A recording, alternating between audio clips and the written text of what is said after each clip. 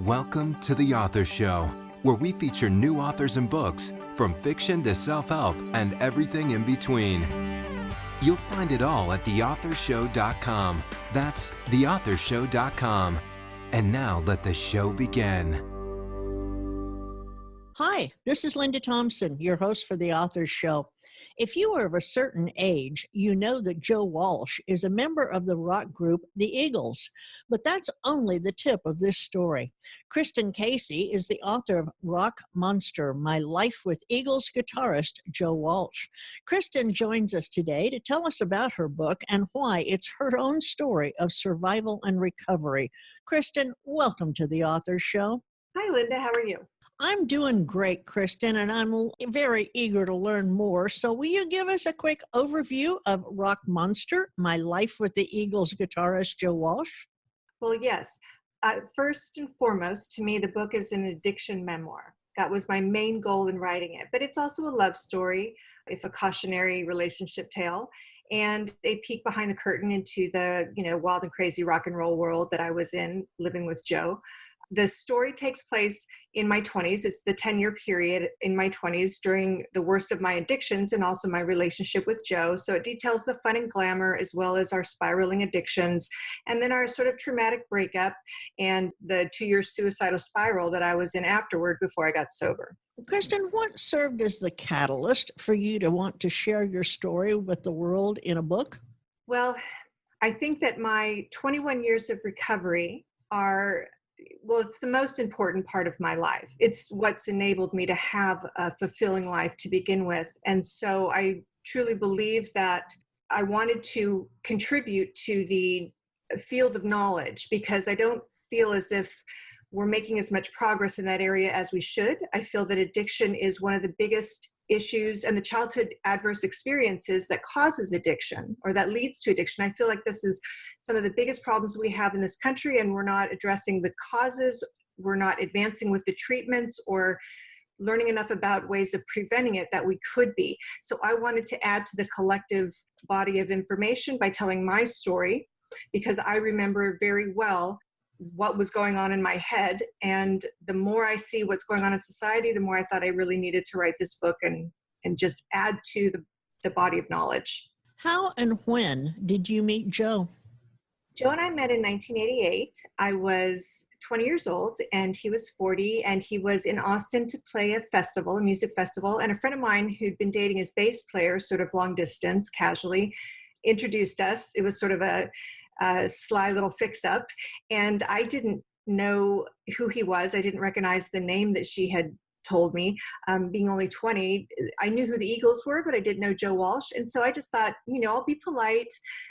I'll meet the guy, and I'm sure 15 minutes later go home. It was late, and 15 minutes later I was actually pretty much in love with the guy. So stayed all night, and he started calling shortly after that. And within a few months, we were dating long distance. And then a few years later, I moved in with him.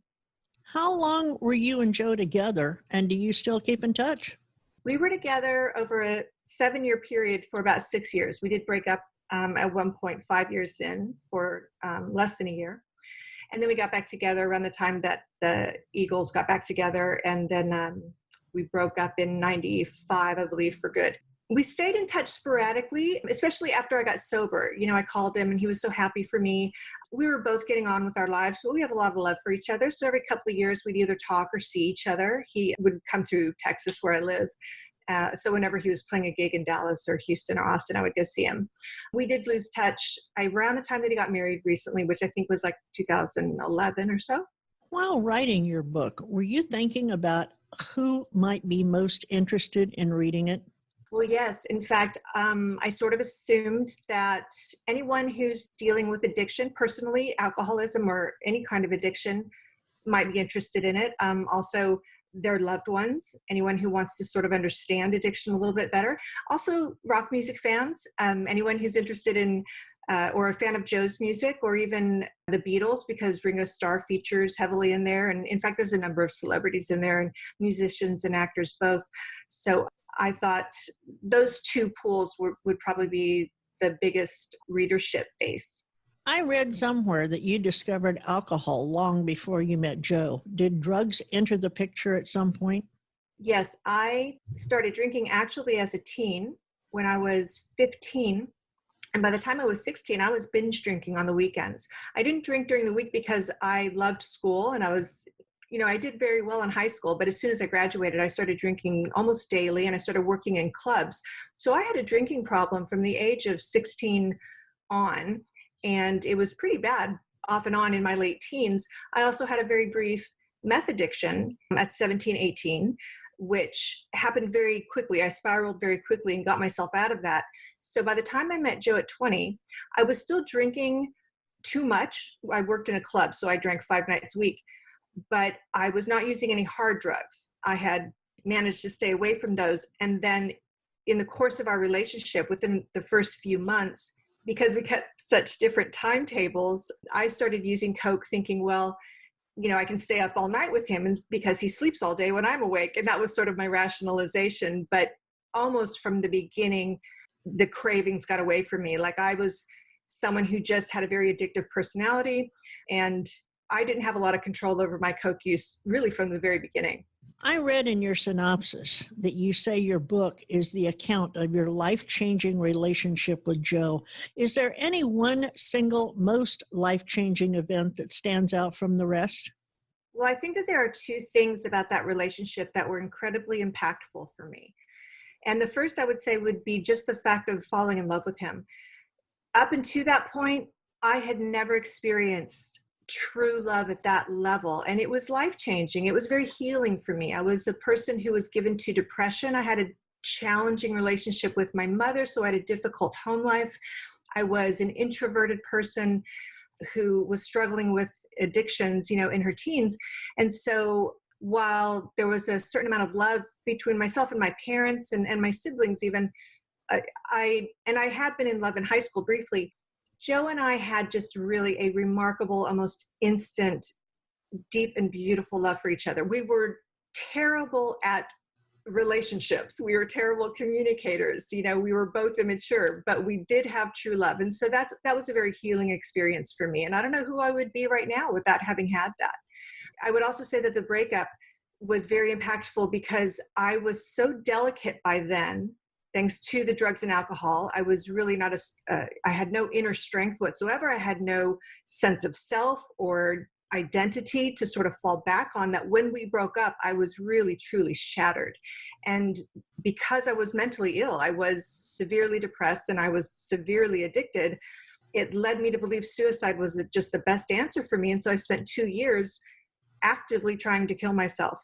And I did some damage physically, although I'm in great health now. Those 2 years were rather traumatic. And so it took quite a long time for me to recover from that emotionally and mentally later on.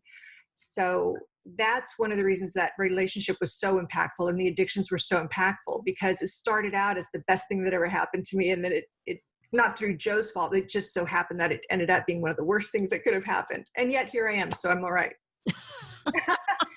Well, I'm really glad to hear that. So to follow on with your last response, what gave you the idea or what made you have the desire to finally escape that rocker chick life?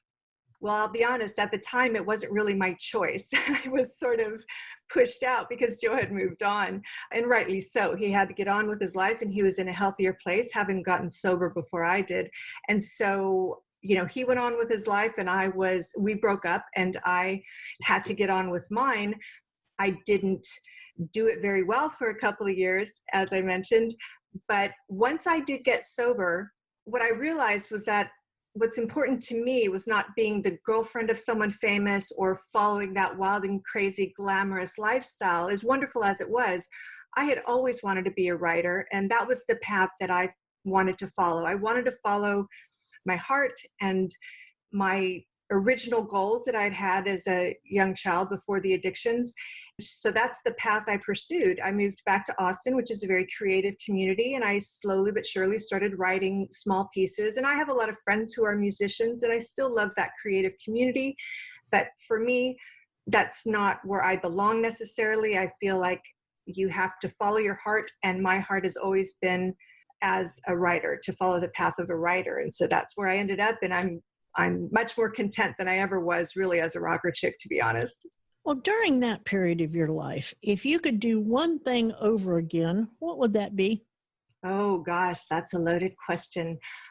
You know, all of those experiences, as traumatic as some of them were, they did make me the person I am today. There are people that inadvertently got hurt in the process. And I would say that if I have any regrets, that would top the list. I wish more than anything that I had tried harder to learn to communicate better. I wish I could have communicated my love for my parents with them, that I could have communicated my needs with Joe and listened to what he needed better. So communication, I would say, was probably my greatest failing back then. I wish I could have been a better communicator, because then probably a lot of the trauma that happened could have been avoided. I also would have kept my 82 Cutlass Supreme. I wouldn't have sold that car. That's been a big regret. On a very superficial level, I loved that car. Is there a message in Rock Monster that you would like your readers to remember?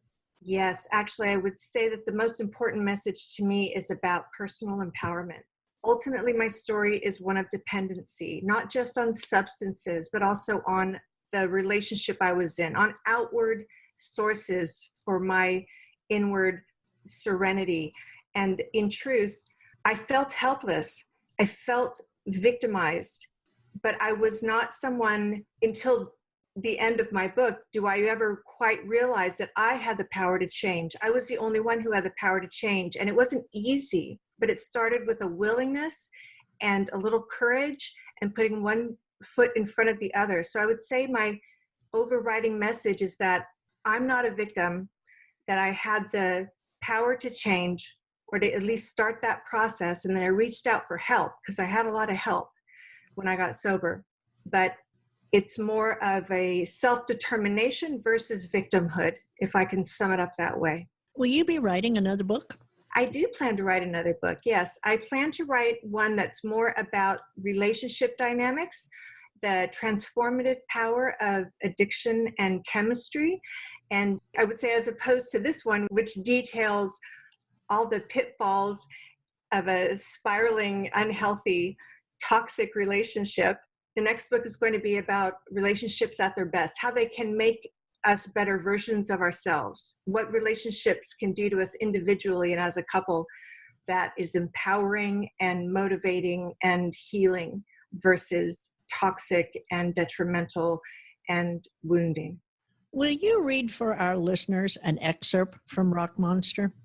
I'd love to. I'll read the part where Joe and I first meet in a hotel room back in 1988.